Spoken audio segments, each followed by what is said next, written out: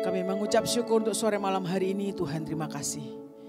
Kami tahu kami datang ke tempat ini bukan karena kebetulan Tuhan, tapi ada rancangan-Mu yang sempurna untuk kami belajar mengenal Engkau lebih lagi. Mari Roh Kudus ajari kami, dampingi kami untuk kami menyerap, kami mengerti semua yang daripada-Mu. Tuhan, hari ini kami berdoa tidak ada campur tangan manusia bisa mengajar setiap kami Tuhan. Tetapi hanya semua yang daripada-Mu lah Tuhan, yang merema dalam hidup setiap kami. Biar yang dari Engkau semuanya jadi dalam nama Yesus. Dan yang bukan berasal daripada-Mu dibatalkan dalam nama Yesus. Mari Tuhan berikan kami telinga seorang murid. Buat kami punya hati dan roh yang gampang untuk diajar Tuhan. Sampai seluruh kehendak dan rencana-Mu jadi. Terima kasih Bapak atas segalanya. Terima kasih karena Engkau baik. Dalam nama Yesus kami berdoa dan mengucap syukur. Amin. Silahkan duduk Bapak Ibu Saudara. Shalom. Ya. Saudara, sore malam hari ini saya ingin kita sama-sama belajar. Bukan cuma hanya saudara, tapi saya sendiri juga belajar. Karena apa? Tuhan baru ngajari siang tadi. Tadinya saya akan sharing yang lain, tapi Tuhan bilang ada sesuatu yang mau Tuhan sampaikan di tempat ini. Saudara, kita akan terus diingatkan bahwa di hari-hari terakhir pengenalan kita akan Tuhan. Ya, itu akan menjadi penting di atas segalanya. Bukan hanya sekedar kita yang kenal Tuhan, tetapi Tuhan harus kenal kita. Ya, Tuhan kenal kita. Kalau kita kenal Tuhan itu gampang. Tapi kalau sampai Tuhan mengenal kita, nah itu ada sedikit perjuangan Bapak Ibu Saudara. Tergantung dari seberapa intim, seberapa engkau mengenal Tuhanmu. Dan biarkan lebih lagi Dia mengenal kita. Saudara, hari-hari ini, saudara kan ini kan nanti tanggal 6 itu sundown masuk ke Rosh Hasanah. Lalu Tuhan bilang persiapkan dirimu. Saya sampai tanya Tuhan, Rosh Hasanah itu kan maksudnya tahun baru toh. Tapi Tuhan bilang ada sesuatu yang akan Tuhan kerjakan sepanjang tahun ini. Ya. Tapi bagian kita adalah belajar untuk mengenal Tuhan. Saudara, saya pernah sharingkan di tempat ini. Ya. Pengenalan kita akan Tuhan itu terdiri dari beberapa step sebetulnya. Ya. Coba sih kita baca sama-sama. Dari Yesaya 47 ayat 3 sampai 5. Yesaya 47 ayat 3 sampai 5. Saya baca di terjemahan baru. Yesaya 47 ayat 3 sampai 5. Sedang orang itu pergi ke arah timur dan memegang tali pengukur di tangannya. Ia mengukur 1000 hasta. Dan menyuruh aku masuk dalam air itu, maka dalamnya sampai di pergelangan kaki. Ia mengukur 1000 hasta lagi dan menyuruh aku masuk sekali lagi dalam air itu. Sekarang sudah sampai di lutut. Kemudian ia mengukur 1000 hasta lagi dan menyuruh aku ketiga kalinya masuk ke dalam air itu. Sekarang sudah sampai di pinggang. Sekali lagi ia mengukur 1000 hasta lagi. Sekarang air itu sudah menjadi sungai di mana aku tidak dapat berjalan lagi. Sebab air itu sudah meninggi sehingga orang dapat berenang. Suatu sungai yang tidak dapat diseberangi kembali. Nah, saudara, pengenalan dasar kita akan Tuhan. Ya toh. Yang pertama itu seperti firman Tuhan ini. Baru sampai di mana? Pergelangan kaki. Di pergelangan saudara kalau misalnya kau main ke pantai. Nah, pergelangan kaki itu kalau sampean kecek. Cuma di pantai, ketemu air laut, ya toh di pinggiran hanya sampai pergelangan kaki, kecek. Enggak kemana-mana. Ya toh. Engkau masih happy. Kalau engkau lihat ombaknya besar, engkau bisa dengan sangat mudah lari dan menghindar, betul nggak? Itu kalau film-film India tuh, itu pokoknya kan pantai gitu, nanti lari-lari di pantai gitu. Nah itu sama, masa-masa menyenangkan. Saya pernah cerita waktu saudara ya, waktu Tuhan bilang bahwa kami ini harus naik ke Bukit Raya di Kalimantan. Lah saya tuh ngalami. Jalan ke hutan, saya pikir hanya jalan saja. Ternyata saya harus menyeberang sungai, ya toh. Kecil cuma sepergelangan kaki. Makin masuk hutan nyebrang sungai lagi. Sampai di lutut. Oke lah. Lalu berjalan lebih masuk ke hutannya lagi. saya harus melewati air yang sepinggang, masih nggak apa-apa. Terakhir sebelum tim kami berhenti untuk kami berkemah malam itu, saudara, sungainya lebar dan besar. Waktu itu saya masih pernah cerita kaki saya dipen, gitu. Dia bilang arusnya deras karena itu dari gunung turun. Yang saya bilang, Cik, kamu nyemplung aja, Cik. Gitu. Terus nanti nggak usah, bebaskan saja. Nanti biar kami tangkap dari seberang, katanya. Ya nek ketangkep saudara ya. Hanya tidak ketangkep kemana saya. Gitu. Saya bilang, tak usah, saya berenang saja. Gitu. Itu nggak bisa jalan. Sepertinya cetek karena bening, gitu. Ada banyak batu-batu gitu. Tapi ternyata dalam. Saya nyemplung saudara, itu kaki itu nggak nempel di batu tuh. Jadi saya berenang nyebrang, untunglah berhasil mendarat dengan selamat. Gitu. Ada tapinya. Begitu saya keluar, semua yang dari baju nih ya, yang tidak ketutup kain, ditempelin lintah saudara. Kecil-kecil gitu pacet. Loh, kalau lintah saya enggak takut ya toh. Saya cuma ngomong itu sama ada Pak Petrus dari Sion. Saya ngomong gini, lintah coba dijabuti gitu kan. Jadi pakai tembakau gitu supaya pada rontok di kaki, di mana pokoknya yang enggak ketutup kain aja. Untungnya saya enggak nyelam saudara, kalau di mukanya ada lintah ngeri juga tuh kan. Nah, untungnya enggak jadi. Nah, saya pernah ngalamin gitu. Tapi pengenalan kita di awal, saat engkau menjadi Kristen biasa, saya percaya kita semua di tempat ini engkau sudah punya kekristenan dengan level yang lebih dalam. Ya. Tapi saat engkau pertama kali mengenal Tuhan, engkau masih menjadi orang biasa saja yang menyembah Tuhan. Tuhan memberikan perlindungan, memberi perlindungan saudara. Tetap meskipun baru engkau mengenal Tuhan, penyertaan Tuhan atas hidupmu tetap berjalan. Kira-kira tahun 98 waktu itu saya masih ingat. Saya belum mengerti peperangan rohani, saya masih kerja di Karawaci. Saya menjadi anak Tuhan yang biasa saja. Hanya mungkin saya cuma membaca firman Tuhan rajin setiap hari karena itu sudah dari kebiasaan menjadi kesukaan. Jadi pokoknya membaca Alkitab setiap hari. Nah, ke gereja setiap hari Minggu, pelayanan enggak pelayanan karena enggak keburu. Pokoknya jadi anak Tuhan yang baik dan perlindungan Tuhan tetap sempurna. Tahu dari mana? Nah, saya ini waktu kerja di Karawaci, itu kan kerja di site office-nya. Itu dari pegawai paling atas, dari manajer proyeknya sampai office boy-nya, enggak ada yang perempuan. Saya satu-satunya perempuan. Sipit lagi. Yang lain kulitnya gelap, saya doang yang kulitnya putih. Ya, kebayang gak saudara? Jadi kalau di lapangan orang lain bisa menghilang, saya gak bisa. Paling kelihatan. Pokoknya jenisnya lain. Nah, sekali waktu kan karena perempuan satu-satunya dan rekan kerja saya semuanya laki-laki. Nah, ceritanya sekali waktu saya punya curiga nggak ada. Saya percaya Tuhan menyertai saya. Sekali waktu saya dipanggil balik ke kantor pusat. Bonceng rekan kerja saya yang lain itu. Tiba-tiba hujan dulu tuh saudara, sebelum Mall Karawaci itu sebelah itu masih alang-alang tinggi itu. Masih belum banyak perumahan seperti sekarang. Lalu hujan. Begitu hujan, ada gubuk tuh kecil. Berteduhlah kami di sana, cuma berdua. Sama rekan saya yang laki-laki. Dia diam, saya juga diam, tapi pikir aman lah ya. Orang kenal baik, kerja sama-sama, saya tidak pernah ada masalah, dia juga ada masalah dengan saya gitu kan. Lalu dia ngomong, kamu tahu gak Lan, katanya. Saya itu senang sama kamu. Kaget saya. Oh, saya punya fans rupanya. Saya tuh senang sama kamu. Saya cuma melongo. Terus kamu tak bawa ke dukun, katanya. Apanya Pak? Itu dibawa ke dukun. Saya cerita sama orang pintar, katanya. Saya gak tahu dukunnya sekolah kelas berapa tapi dibilang pintar. Nah, terus dibilang, terus saya berikan.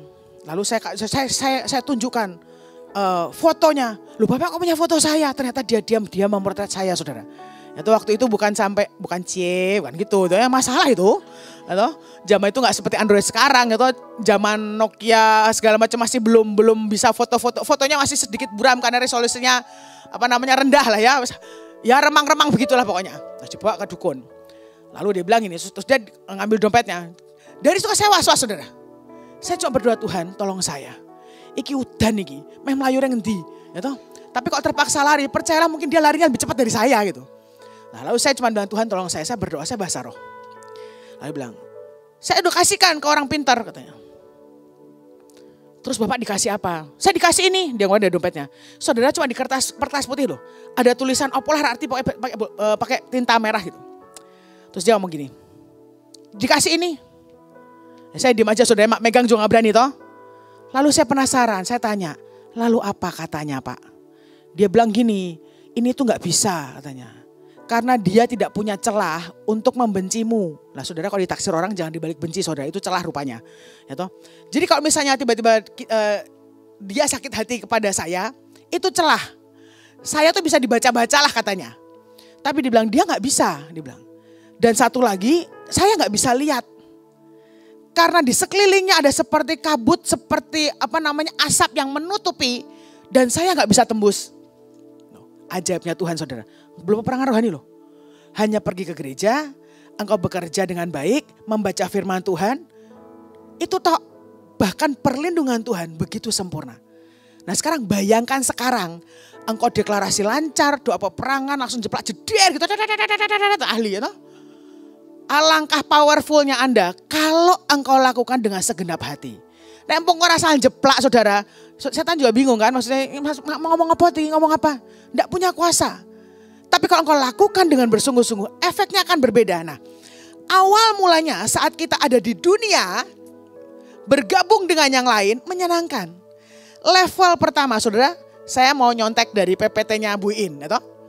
Laut itu ada beberapa level. Nah, dibilang level yang pertama itu sunlight, bukan sunlight cuci piring, bukan. Ya toh? Sunlight zone, kenapa dibilang itu kira-kira sekitar 100 meter dari permukaan 100 meter itu masih kena sinar matahari. Nah disitulah saudara ketemu hiu, ikan pari, nemo segala macam gitu kan. Di situ semua habitat lautan yang kita makan pun ada di level ini. Masih kena sinar matahari berbagai macam. Nah saudara kalau engkau di pantai, engkau masih sepergelangan kaki, engkau masih bertemu banyak orang, engkau masih punya teman yang bisa mempengaruhimu atau tidak, tapi engkau masih punya banyak pilihan untuk engkau melarikan diri atau engkau menetap dengan Tuhan. Itu di level yang pertama. Tapi saat kita masuk ke dalam level yang kedua, yang dibilang sampai semana? Lutut. Maka begitu engkau ketemu dengan Tuhan, engkau ada satu pertobatan yang ajaib, engkau mulai terikat dengan Tuhan. Engkau tidak lagi menjadi manusia atau menjadi orang Kristen yang biasa, tapi engkau menjadi orang Kristen yang lebih mencintai Tuhan. Engkau punya haus dan lapar untuk belajar lebih dalam. Itu selutut. Engkau akan bergabung kepada satu kelompok manapun yang engkau merasa bahwa aku harus bertumbuh di sini. Kesadaran mulai muncul. Dan saudara tahu begitu engkau sudah mulai masuk ke lutut. Yang selutut, bukan masuk ke lutut, saudara masuk ke yang ukurannya selutut. Masuk ke lutut susah saudara ya.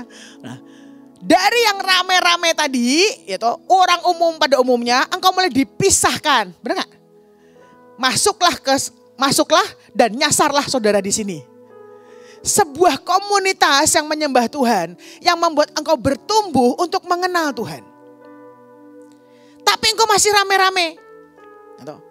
Saat engkau dibilang dasar aneh, dasar sesat, saudara gak pusing.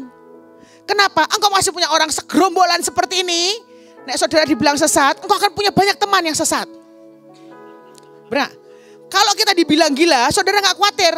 Engkau punya segerombolan orang yang dianggap gila bersama-sama. Benar? Itu kalau selutut, engkau mulai dipisahkan oleh Tuhan. Dari yang tadinya rame-rame orang pada umumnya, engkau mulai banyak pilihan. Begitu engkau masuk ke dalam yang selutut, mulai ada pembatasan. Benar gak? Kan mulai tuh banyak peraturan toh. Gak boleh gini, gak boleh gini, gak boleh gini. Yang ini boleh, ini gak boleh. Benar gak? Kalau yang di luar sana waktu masih semata kaki, engkau boleh lakukan apa saja saat senang-senangmu. Tapi begitu engkau mulai mendekat kepada Tuhan, tanpa engkau sadari ada beberapa karakter Kristus yang mulai masuk. Engkau mulai bisa membedakan, oh ini gak boleh. Oh ini salah di hadapan Tuhan. Oh ini bisa. Oh ini gak bisa. Itu kalau kita selutut. Saudara, kalau ya laut tadi di permukaan dibilang sunlight. Nah di level ini itu namanya twilight. Bukan film saudara ya. Nah dari sini sinar matahari mulai sedikit. Dan biasanya yang ada di level ini, itu ikan paus yang besar. Pokoknya bentuknya udah mulai aneh-aneh yang di dalam laut ini. Yang di level yang seperti ini. Di sini dikatakan bahwa ya, adanya apa? Paus, cumi-cumi raksasa. Ya toh. Dan di sini biasanya tampaknya mulai aneh. Ya toh, antara pokoknya macam-macam. Tapi mulai aneh. Tapi ada sinar matahari, ada, tapi sedikit. Begitu engkau masuk di yang selutut tadi, ada sinar matahari, ada pilihan nggak? Ada, tapi mulai sedikit. Lalu saat di dalam perjalanan kekristenan kita mulai mengenal Tuhan lebih lagi. Engkau masuk dalam sekumpulan dan engkau mulai bertumbuh di dalam Tuhan. Nah, pertumbuhan rohani setiap kita itu berbeda. Ya. Kalau pada akhirnya engkau ada dalam satu kumpulan atau komunitas atau persekutuan atau gereja, engkau akan mulai melihat. Bukan ngegeng saudara, bukan. Tapi engkau akan mulai tahu, oh ini cocok sama saya nih kalau ngobrol. Oh yang ini gak cocok, benar gak? Saudara akhirnya akan punya kelompok-kelompok kecil. Bukan untuk bersaing dan ngegeng, tapi untuk urusan cocok tidak cocok. Kalau seringkali engkau ngomong dengan satu orang, bocah ngomong rak mudeng terus. Saudara masa mau berteman? Kan enggak. Mesti kan cari yang cocok toh. Yang engkau bisa sharing, engkau bisa menceritakan pengalamanmu dengan Tuhan untuk engkau lebih lagi. Lebih mengenal Tuhan. Nah dari situ engkau akan dipersempit lagi. Benar gak saudara? Dari yang pertama tadi sampai dari pergelangan kaki engkau bisa melakukan apa saja mulai banyak pilihan. Kalau tekanan yang Tuhan berikan dalam hidup berat engkau bisa lari dengan gampang, betul gak? Saat ombak itu datang engkau bisa melarikan diri, bisa, paling pol basah. Tapi kalau sudah selutut, tekanan hidupmu mulai datang perlahan. Engkau melarikan diri agak sulit. Meskipun masih bisa. Tapi yang ketiga sudah masuk ke pinggang. Lebih sulit saudara. Lebih sulit engkau melarikan diri, lebih sulit engkau menghindar. Masih bisa gak tapi? Bisa. Nah di level yang ketiga ini, begitu dibilang bahwa itu adalah sampai di pinggang, membuat kita lebih sulit lagi. Ya. Biasanya kalau di kedalaman laut yang ketiga, itu dibilangnya midnight. Kenapa? Karena gelap dan di laut ini itu sinar matahari sama sekali tidak masuk. Biasanya yang dinamakan zona midnight ini itu punya kedalaman sekitar 4 km dari permukaan laut. Jeru banget, kan makanya kan ada kan lagunya ya, jeru banget. Ini udah jeru banget yang ini. 4 km, tidak ada matahari.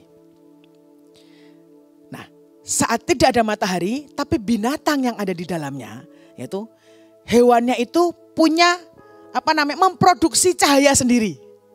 Nah, dari awal engkau menjadi Kristen yang biasa, engkau mulai mengenal Tuhan, lalu engkau masuk dalam sebuah komunitas dan pengertian akan Tuhan lebih dalam. Setelah itu engkau mulai dipisahkan karena engkau punya pertumbuhan setiap kerohanian tiap orang lain. Jadi ada yang berkelompok-kelompok tapi bukan saling membenci, tapi engkau cocok tidak cocok. Teman sharing tadi itu membuat rohanimu bertumbuh. Orang Kristen itu ada macam-macam saudara ya. Ada yang bisa bertumbuh sendiri. Mengenal Tuhan sendiri. Atau dia belajar sendiri. Tapi ada yang pakai cara rombongan. Kalau bersama-sama pertumbuhan rohaninya cepat. Tapi kalau sendirian gitu kan rasanya kok mandek. Nah, itu macam-macam. Lah engkau ini tipe seperti apa? Rombongan atau sendiri? Gampang. Empret atau Raja Wali. Nah itu akan kumpul. Jarang banget Raja Wali terbang bersama empret. Atau burung dara terbang bersama jenis burung lain, gak ada. Jarang banget. Biasanya akan berkelompok sesuai dengan jenisnya. Lah saudara tuh sama tanpa engkau sadari. Kok yang di persekutuan toh, nanti kan tanpa disadari saudara kan kalau duduk mencari teman yang biasa saudara cocok. Nanti dengan duduknya sebelahan. Nanti lebih hebat lagi toh, kadang-kadang tempat duduknya sama terus setiap minggu. Coba toh dititeni. Serius. Di window seperti itu saya gampang kontrolnya. Oh bapak ini gak ada, kemana dia? Tempat duduknya kosong. Cenderung kelompok duduknya, karena cocok. Kenapa? Bukan karena saling membenci, bukan. Mereka ada kecocokan untuk bertumbuh bersama. Nah ada yang cepat, ada yang lambat. Nah saudara, untuk engkau bisa mengerti supaya bertumbuh cepat bagaimana, harus punya keberanian. Mempercayakan hidup kepada Tuhan. Nah, lalu saya pernah cerita dulu saudara. Dulu saya kerja di Lipo Karawaci, lalu saya keluar, kemudian saya kerja di Kelapa Gading. Saya kerja di Kelapa Gading, kosnya tetap di Karawaci. Betul saudara ya, itu gaji entek gue ongkosku. Nah, lalu satu kali itu, karena dari Kelapa Gading waktu itu tahun sekitar 98 setelah kerusuhan. Jadi begitu malam dari Kelapa Gading itu saya harus ke, waktu itu kan masih naik bus ke sana kemarinya. Saya harus ke ke Terminal Senen. Nah dari Kelapa Gading ke Senen itu cuma ada satu mikrolet, ya, kayak angkot gitu loh. Tapi di jam tertentu dia berhenti dan gak ada, jarang banget memang. Nah kalau naik mobil kan belum punya, gitu. Naik motor tidak bisa. Saya pernah naik motor dari Kelapa Gading sampai Karawaci. Karena tidak ada kendaraan hari itu pada demo. Saya diantar sama tukang saya waktu itu. Bu saya antar aja bu ke Karawaci. Itu naik motor saudara ya. Kan pokoknya kan naik sepeda motor gitu. Itu turun tuh saya berapa gini tuh tidak kerasa loh sampean. Baal itu saking suwine. Lah. Karena tidak ada kendaraan toh. Sekarang ketawa, zaman itu sedih saudara. Gini-gini kok ora ono rasane yo gitu sampai rasane pegel gitu. Nah, lalu kalau rapat di kantor saat pulangnya malam, maka ada teman sekerja saya yang wajib mengantar saya pulang. Meskipun rumah dia di Bekasi, kebayangkan dari Kelapa Gading, ngantar ke Tangerang, dia balik lagi ke Bekasi gitu. Nah, tapi hari itu rapat di kantor selesai jam 6 sore. Karena jam 6 sore dipikirnya masih akan ada kendaraan yang akan saya bisa tumpangi. Nah, saya itu kan karena rutin, saya itu maksudnya gini, saya itu tidak terganggu dengan rutinitas. Saya sudah tahu karena saya itu tadinya orangnya masuk sampai hari ini sih organize. Jam sekian pulangnya, saya kadang-kadang cepat-cepat pulang supaya mengejar supaya angkotnya masih ada. Nah satu kali saat saya nunggu angkot, rupanya pernah karena ada angkotnya tidak ada, lalu ada tukang ojek. Ya toh, lalu bilang, zaman sekarang kan enak tuh, ono seragame toh, pakai helm hijau. Kok zaman itu tuh nggak ada Gojek, nggak ada Grab, nggak ada apa-apa. Jadi saya harus menebak dengan tepat apakah ini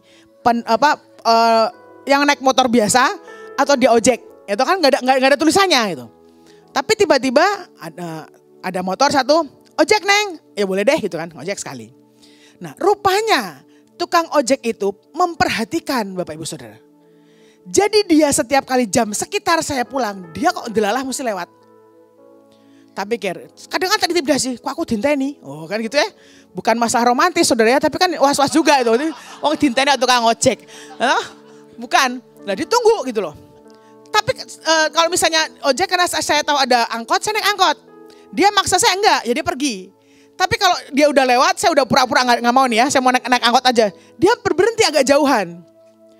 Kalau saya nggak ada, dengan terpaksa saya marani terus saudara ya, Pak ojek Pak itu. Tapi dia nunggu. Saya nggak suka sama bapak ini. Bukan naksir loh maksudnya. Nggak suka kenapa? Cerewet.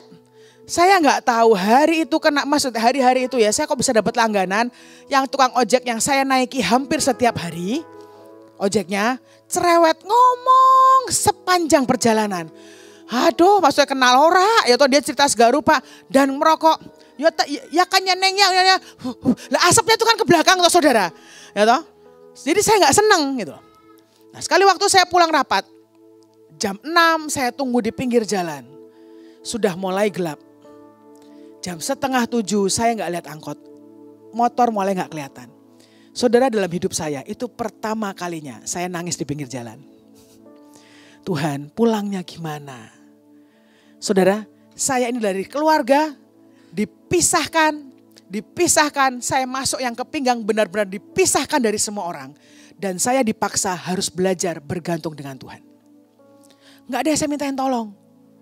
Zaman itu ya toh, mau pakai handphone telepon siapa? Nggak punya saudara yang dekat di sana. Ya toh, mau naik ongkos naik taksi, duitnya nggak cukup, sudah tanggal tua. Saya nggak bisa pulang, nangis aku di pinggir jalan. Saya cuma ngomong doa, aku pulangnya bagaimana? Saudara tahu, tiba-tiba ada sebuah suara. Neng! Nah. Tukang ojek yang saya sebel loh saudara. Hari itu Neng, dia bisa kelihatan. Oh tapi kalau lagu ya Tuhan, ini loh, pertolongan Tuhan kadang tidak sesuai dengan ekspektasi yang kita harapkan. Tapi itu latihan. Dalam hidup ini tidak semua yang kita alami itu baik. Tapi engkau sedang apa? Latihan. engkau mau menuju kepada kedalaman harus latihan. Latihan apa? Nafas. Nah itu latihan. Nah akhirnya kan saya bonceng Bapak ini sampai Senen. Tapi sampai di Senen turun toh sudah toh. Saya itu nangis lagi, Tuhan engkau tahu. Bis kota nomor 62 yang sampai ke Islamic Center di Karawaci. Itu tidak ada setelah jam 6. Ini sudah jam 7. Mana ada bus kosong Senen tuh. Loh kan Tuhan kosong. Tadi toh komplain saya. Kosong Tuhan, aku mulai piye sudah sampai di Senen. Nah itu kan rawan saudara. Nah saya tuh diajari, jadi setiap kali kalau Senen, kalau ke stasiun saya akan berdiri di tempat yang sama setiap hari. Di depan warung yang sama sampai bapak warungnya kenal saya. Nunggu Neng, iya Pak. Saya ngomong Tuhan gak ada busnya Tuhan. Tuhan bilang ada. Nggak ada, saya bilang ada kata Tuhan. Kamu masuk. Belajar saya, jalan saudara masuk. Nangis, bingung kan mau pulang bagaimana. Saudara tahu, begitu saya masuk di terminal. Nggak lama setelah saya masuk, tiba-tiba ada lampu yang nyala, jegrek gitu. Tulisannya bus nomor 62. Hari itu busnya rusak, nggak jalan. Begitu saya datang, ini bus udah jadi siap mau berangkat. Dan penumpangnya cuma saya doang satu. Oh keren kan saudara? Kapan coba naik bus cuma seorang? Untuk keren udah dijemput pakai Alphard, ini lebih gede dari Alphard loh. Kamu tak akeh loh, muat banyak itu. Dan saya bisa pulang. Itu latihan. Nah, tapi sekali lagi harus mau. Enak gak? Gak enak. Sekarang saya cerita saudara tertawa, hari itu saya menangis. Untuk engkau punya pengenalan yang dalam akan Tuhan, proses demi proses itu akan kita jalani. Itu pasti. Saya masih diingatkan sekali lagi. Kenapa saya bilang ayo belajar pernafasan. Saudara, saya pernah ke Bali. Nah zaman itu pada ngomong, Lan kamu kalau ke Bali kamu harus mencoba. Gitu. Mesti main di benua. Itu loh Sea Walker itu bagus. Oh tertarik saya. Saya lihat rate harganya loh kok larang. Gitu. Nah karena saya dengan teman-teman. Waktu itu ibu saya masih kuat. Gitu, ikut. Lalu cari-cari kan caranya. Murah. Cuma 800.000 sudah dapat Sea Walker, jalan di dalam air gitu saudara ya. Bisa parasailing, banana boat, lain komplit permainannya. Cuman ada jadwalnya jam 10. Tapi kayak udah lumayan lah jadi gak usah bangun terlalu pagi. Kan rak mudeng saudara ya. Lalu jam 10 saya ke tengah laut. Di tengah laut mulai dipersiapkan banyak alat. Saya punya ekspektasi yang tinggi. Pertama kali Sea Walker itu dipakai helm yang berat. Selalu saya nyemplung ke dalam. Saya berharap saya bertemu Nemo atau temannya. Atau mungkin seperti gambar di televisi yang lucu-lucu. Lalu hari itu saya bareng sama papi saya. Karena mami saya bilang enggak usah lah nih kamu sama papi aja ya udah. Dengan beberapa teman saya. Nah tapi giliran saya akhirnya. Saya nyemplung tuh sama papi berdua. Pertama dipakein helm begitu masuk ke air. Enggak takut. Karena kan ada oksigennya saudara. Dan oksigen itu kalau memang oksigennya bagus kan segar. Enggak pengap, wis mentek oksigennya. Ini enak buat nafas masih enak, jadi saya jalan. Begitu masuk, wah keren itu kan. Saya menemukan begitu banyak potongan. Potongan roti maksudnya. Bekas dari pengunjung sebelumnya karena saya kesiangan. Nemo seekor pun tak ada. Isinya cuma potongan roti di mana-mana. Ini wae ngondi. Itu enggak lama. Begitu mulai nafas, oksigen segar. Makin lama kok pengap. Saya mencium nafas saya sendiri. Loh kok ngene? Saya sudah mulai nengok ke papi saya. Papi saya minta tanda. Oh mau naik. Akhirnya kita naik. Lah begitu kan cuma sebentar. 15 menit aja enggak ada. Tak pikir ya enggak nyesal sih. Enggak ada ikan. Isinya cuma mau pegangan besi. Mbek roti di mana-mana dan budak. Enggak ada yang dilihat. Ya wes lah. Ya no harga ada rupa saudara ya. Kesiangan harusnya masih Walker tuh pagi jam 5 harusnya. Lah makanya murah karena jam 10 wis lungoy wae, wis wareg. Nah terus habis gitu saya naik. Saya naik. Saudara tahu semua ada hancur enggak ada, semua baik-baik saja. Nah, mungkin 10-15 tahun kemudian saya baru tahu kemarin. Ya tuh Ci, waktu itu kan kamu main Sea Walker sama aku. Waktu kamu masuk kan aku di luar Ci. Terus lah ya itu orangnya di atas. Iki yang dipakai si Cici mau. Oksigen entek loh. Oksigen entek loh saudara oksigen. Piye coba? Untung saya peka naik ya. Kok dari yang segar mendadak jadi panas nafasnya. Lalu saya naik, saudara. Kalau untuk Sea Walker yang mungkin hanya 4-5 meter. Engkau punya oksigen yang sedikit masih gak apa-apa. Sekarang bayangkan kalau engkau ada di kedalaman 4 kilometer. Engkau tidak membawa udara. Mati sampean. Kalau engkau di pinggir pantai tadi, perlu gak pakai kacamata, snorkeling? Perlu gak? Gak perlu toh. Engkau masih selutut, masih perlu gak? Gak apa-apa, gak perlu. Mungkin cuma butuh ban.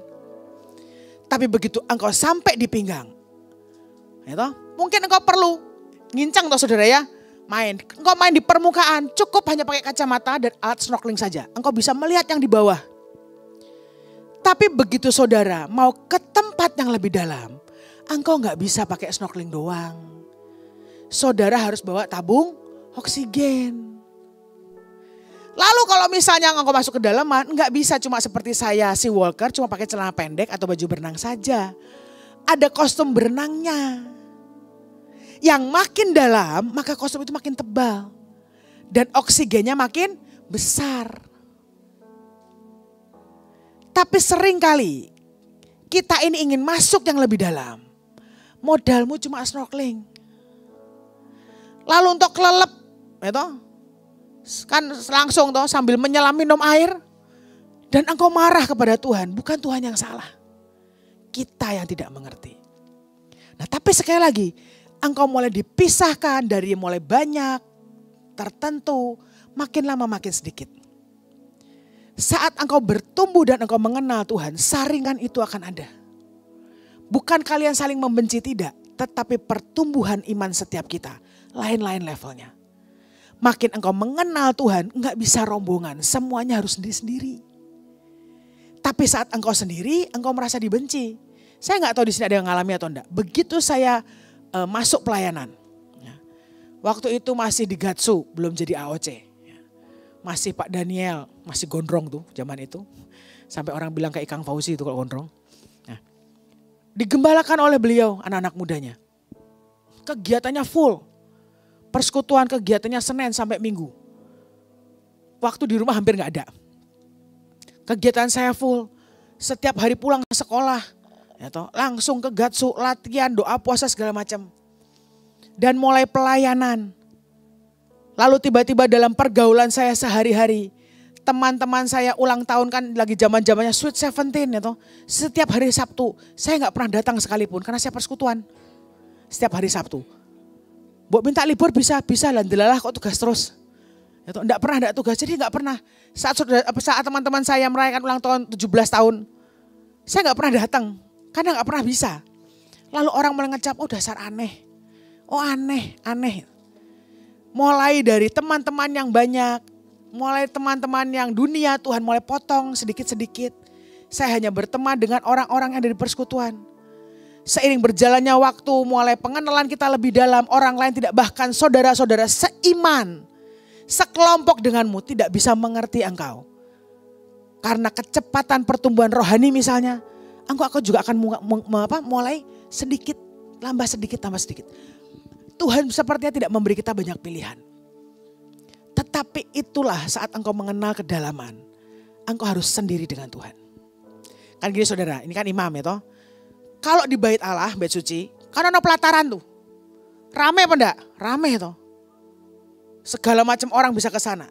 Tapi begitu masuk ruang kudus, kan enggak semua orang bisa masuk. Ya toh? Imam-imam saja. Tapi begitu engkau masuk ke ruang maha kudus, hanya imam besar dan itu pun setahun sekali. Engkau akan dipisahkan. Jadi hari ini, kalau di antara kita, seolah-olah, loh kok ini si kira ono. Saudara, bukan dia memisahkan diri atau bukan berarti dia ada masalah apa. Dia sedang belajar untuk apa? Sendiri dengan Tuhan. Tapi sekali lagi, engkau masuk ke dalaman dengan Tuhan. Nggak bisa rombongan. Pertumbuhan rohanimu harus sendiri dengan Tuhan. Saya punya seorang sahabat, saudara, dari mulai saya kuliah. Saya itu kan modelnya agak tomboy. Jadi mulai dari sejak kuliah tuh saya suka pakai sepatu kets, kemudian celana jeans saja gitu, pakai kaos.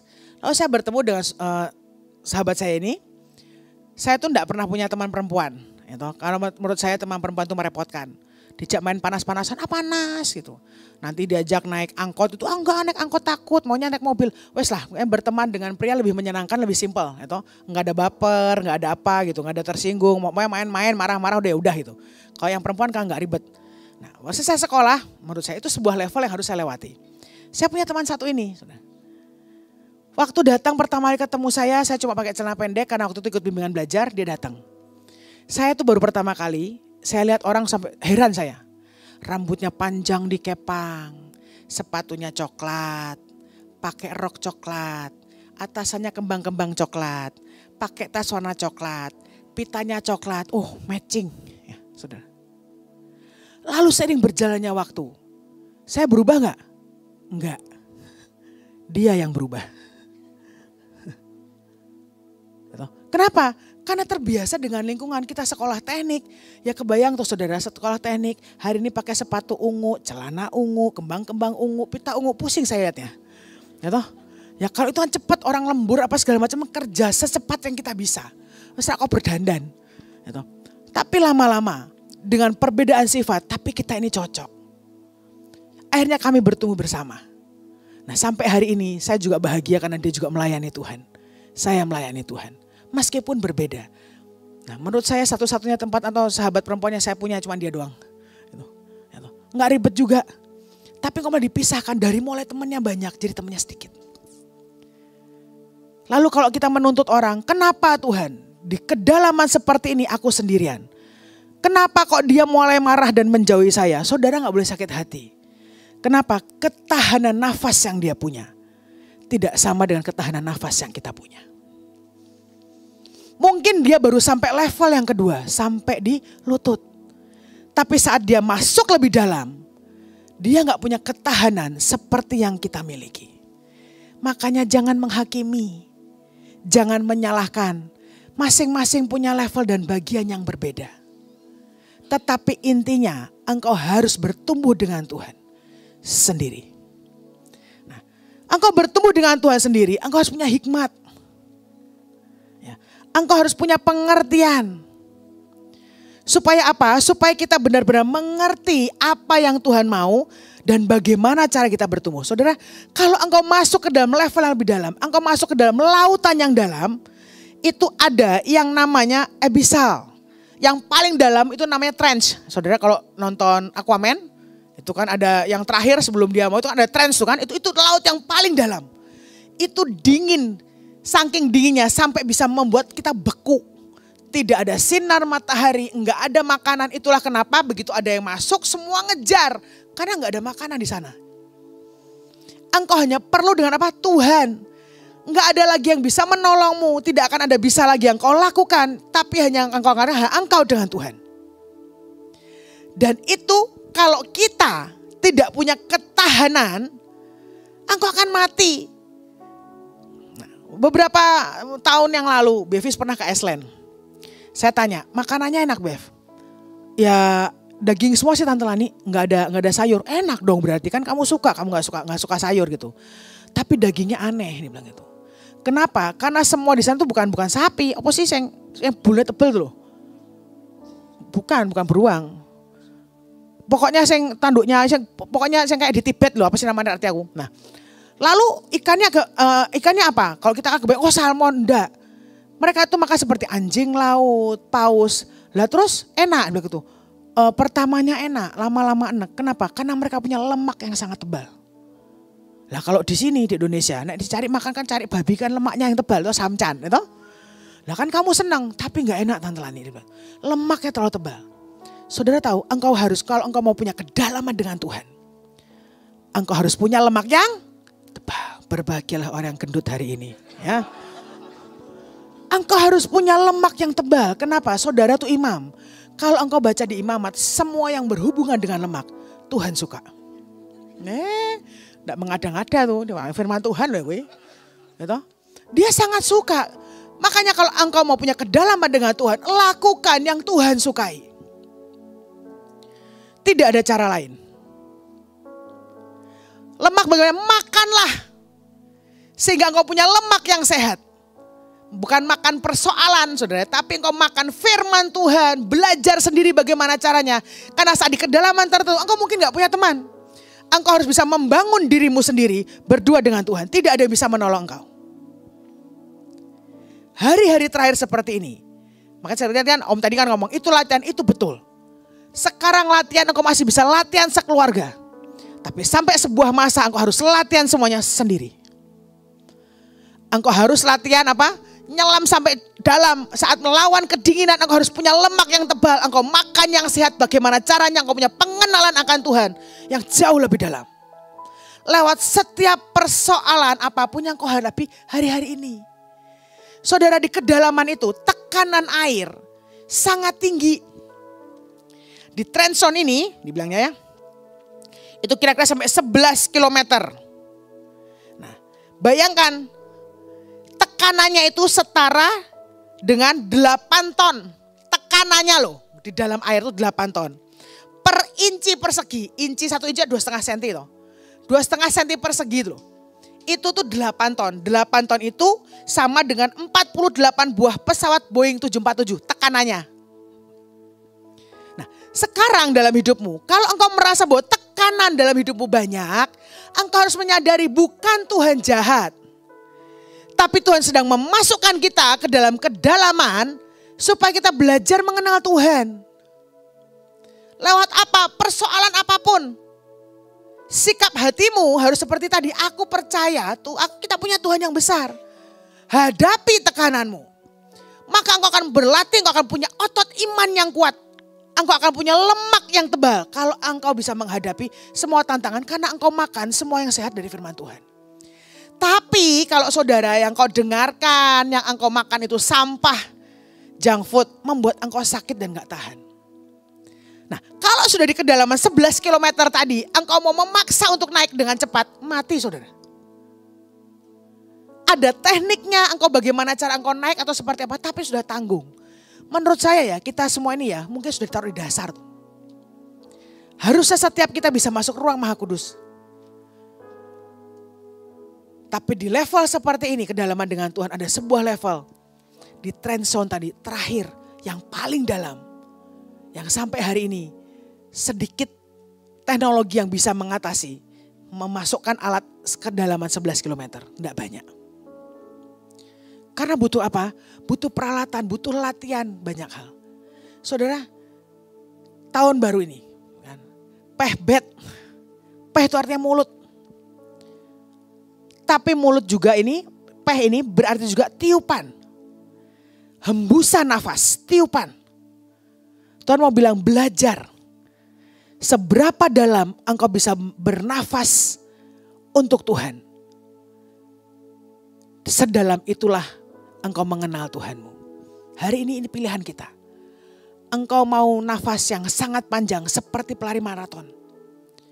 Atau engkau mau punya nafas pendek tapi cepat seperti sprinter. Pilihan di tangan kita, tapi kita butuh latihan. Hembusan nafas yang kita miliki. Engkau harus tanya, Tuhan, hembusan nafas yang aku miliki seperti apa? Sedalam apa jatah dan bagianku? Hembusan nafas. Saudara, kalau engkau ditakdirkan, Tuhan hanya memberikan destinimu peniup seruling. Mungkin engkau tidak perlu belajar narik nafas terlalu dalam. Engkau tidak perlu skill yang seperti Kenny G atau Dave Koz. Tapi begitu engkau sedang meniup seruling, maka seluruh orang berjoget memuji Tuhan. Sederhana. Tapi apakah Tuhan mau engkau menjadi seorang peniup terompet? Hembusan nafasmu yang bisa diatur. Ada 2. Trompet banyak digunakan untuk upacara-upacara kenegaraan. Atau untuk upacara penguburan.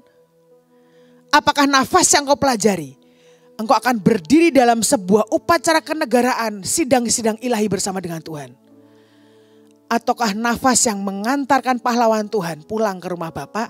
Ataukah engkau bisa menjadi peniup trompet yang begitu kau tiup trompetmu orang mati? Ataukah engkau menjadi peniup saksofon yang ada di hall-hall besar? Atau ditonton banyak orang, bayarnya mahal, pakai baju rapi. Saya tuh yang mikir saudara ya, yuk kita nonton opera.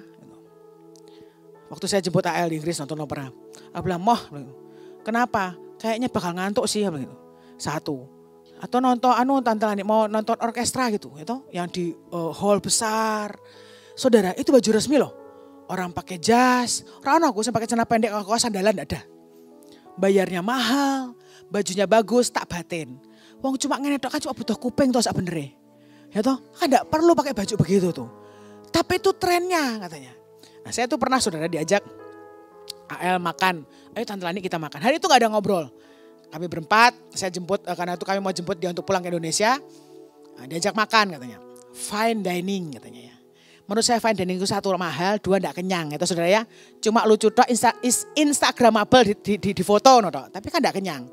Nah terus saya tuh gak punya persiapan. Ya, karena saya tak pikir saya tuh hari-hari di sana kan karena cuma jalan-jalan aja pakai celana jeans. Yang kebetulan warnanya hitam, pakai sepatu kets, pakai kaos. Saya cuma pakai jaket tipis. Nah AL tuh kan senang pakai jas panjang gitu ya, gaya gitu. Nah lalu Bevi sama Pak Samuel tuh saya enggak tahu hari itu adalah bisa pakai polo shirt. Ayo kita makan, tapi Tante Lani gak bisa masuk. Lah kenapa? Udah gitu. Harus pakai baju bagus, jadi kan bagus. Ya toh? Bukan, maksudnya baju resmi. Lah wong mangan ayo resmi toh ya, yang penting kan bayar saudara, bener enggak? Kayak pakai baju resmi enggak bayar kan ya podo wae gitu loh. Yang penting kan bayar, tapi enggak bisa. Di sini aturannya engkau harus memakai baju yang layak. Kaosan jeans enggak layak saudara. Ya terus piye bilang gitu. Kalau papa masih lumayan karena kan ada kerahnya sedikit formal. Makanya punyailah baju warna hitam berkerah saudara, itu masuk kemana aja tuh. Nah, terus gimana caranya? Udah deh Tante Lani pakai coatnya AL aja. Apa cukup saya bilang gitu, dia mungil begitu. Lah ternyata kalau di Eropa itu kan ukuran kan lain saudara ya. Nah dia ini karena badannya sedikit mungil, jadi cari ukuran tuh susah. Jadi di akhirnya beli size yang ukuran M agak sedikit kebesaran. Ya wes lah tak coba. Ayo berdoa dalam nama Yesus harus muat. Sebab kalau enggak muat kita enggak jadi makan katanya. Waduh piye ini toh. Ya wes saya coba, cukup saudara. Saya pakai coat AL ukuran M bayangkan. Saya pakai set. Ya udah diam aja. Angkat tangan tidak bisa. Ya toh? Mentok sana sini kangelan. Melaku wis nongko wong loro pokoknya. Begitu saya gini mesti kan makrek gitu. Wis ngene pokoknya melaku. Wis apa-apa wis. Yang penting masuk. Saudara tahu mau makan aja naik lantai 40. Nah begitu sampai sana lah, terus sampai sana saya sudah mikir loh, nek sampai makan dengan posisi kayak orang pesakitan gini, saya tuh nikmatnya dari mana? Itu mangan kecepet gitu kan enggak enak. Ya. Tapi untungnya begitu sampai di atas, maka itu dibuka bajunya dan saya bisa makan. Sesederhana itu. Orang lain, itu bajunya rapih cuma makan, tapi sekali lagi itu perlu latihan. Kita perlu persiapan, kita gak pernah tahu. Di depan sana Tuhan sedang mempersiapkan apa, tapi kita kudu prepare. Nah masalahnya seringkali kita ini menggampangkan. Saudara sekali lagi pengenalan akan Tuhan, itu tidak bisa engkau lakukan rombongan. Dan kita tidak bisa menghakimi saudara kita, kenapa kok kamu gak begini, kenapa kamu gak begini. Saudara ketahanan yang masing-masing kita miliki tidak sama. Nah tapi kalau gini, kalau engkau punya pengertian, engkau belajar firman Tuhan. Kita tuh punya banyak referensi untuk kita belajar. Kalau engkau punya pengertian Roh Kudus memimpin, maka engkau akan punya jalan yang lebih enak. Smooth, tidak ekstrim. Tapi kalau engkau tidak punya pengertian, engkau harus punya ketahanan. Cerita terakhir. Nah, saya dulu di lapangan saudara ya. Bikin bangunan Makorem yang di depan Lipo Karawaci itu saya pernah di situ. Ngawasi tukang, bahan bangunan semuanya lah gitu. Nah karena itu sama di proyek itu tidak ada perempuan. Yang perempuan cuma saya sama yang punya warung, sisanya tidak ada, semuanya laki-laki. Nah karena saya tahu saya perempuan dan maksudnya saya jaga-jaga kan. Saya pokoknya karena pegang gudang, saya siapkan semua apa namanya obat-obatan. Kalau memang tiba-tiba ada sesuatu yang memang diperlukan. Nah sekali waktu datanglah mandor saya.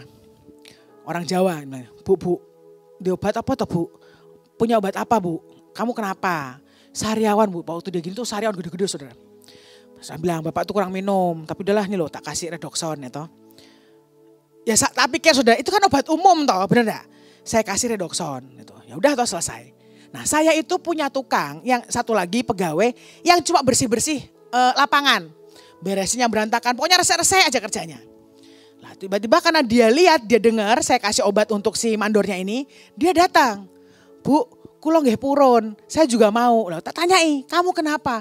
Sariawan bu, saya tuh lihat saudara. Mulut tuh penuh sariawan nih. Wah kasihan gitu kan. Tak pikir enggak, sana lu tuku ke rumah sakit aja sana. Ya kan enggak tega saudara ya. Atau sana beli obat sendiri. Kan redoxon tak kasih tak. Saya cari-cari, saya masih punya redoxon satu lagi. Saya ngomong, ini loh tak kasih redoxon. Terus kamu bagi ini vitamin C baik untuk sariawan. Nah, dah lalu esok harinya. Ketemu mandornya, piye pak? Wes lumayan bu. Maksudnya enggak terlalu sakit. Sudah sebagian sudah mulai enak. Ya toh? Sudah berarti aman toh manjur ya kan? Berarti sesuai dengan apa yang saya omongkan, diminum si redoxon ini. Nah, lalu saya ketemu sama si bapak yang yang bersih-bersih tadi. Piye pak? Wah manjur bu obatnya. Gitu. Tapi kok aneh ya bu? Kemelok kata nih. Saya bingung. Maksudnya saudara tahu redoxon dimut? Loh saudara, lo itu ketawa. Iku perih loh. Coba tidak percaya.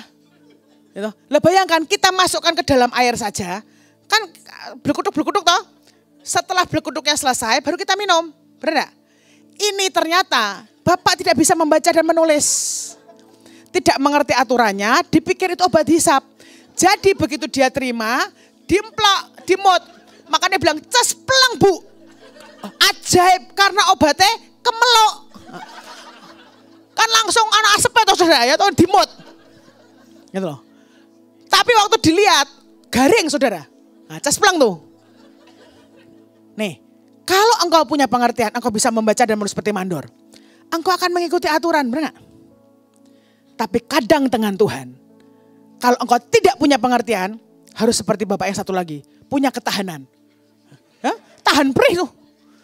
Semulut loh saudara. Itu redoxon dimut, saya enggak kebayang. Itu cekit-cekitnya kemeluk tadi mungkin karena ya enggak tahu ya, mungkin karena orang sederhana. Wah hebat ki, ada asap mengepul naik gitu kan. Bukan doa itu, asap redoxon.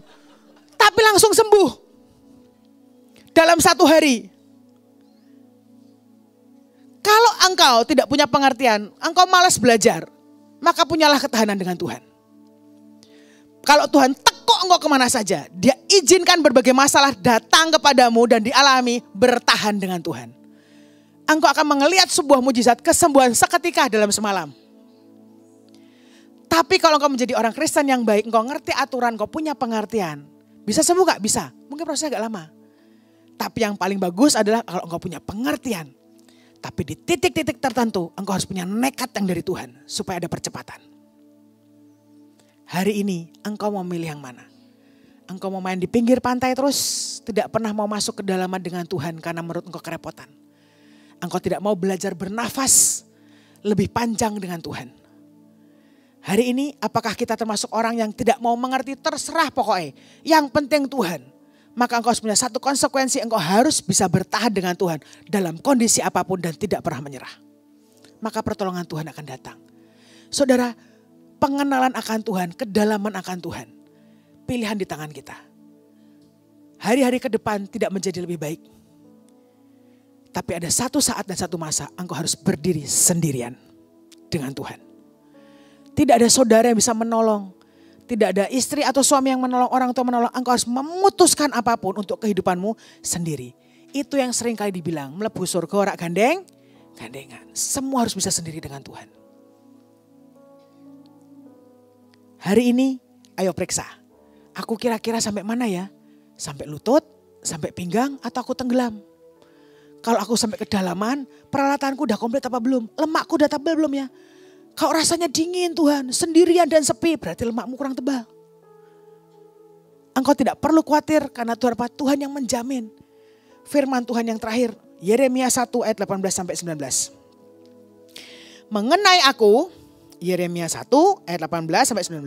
Mengenai aku, sesungguhnya pada hari ini, aku membuat engkau menjadi kota yang berkubu. Menjadi tiang besi dan menjadi tembok tembaga melawan seluruh negeri ini. Menentang raja-raja Yehuda dan pemuka-pemukanya, menentang para imamnya dan rakyat negeri ini.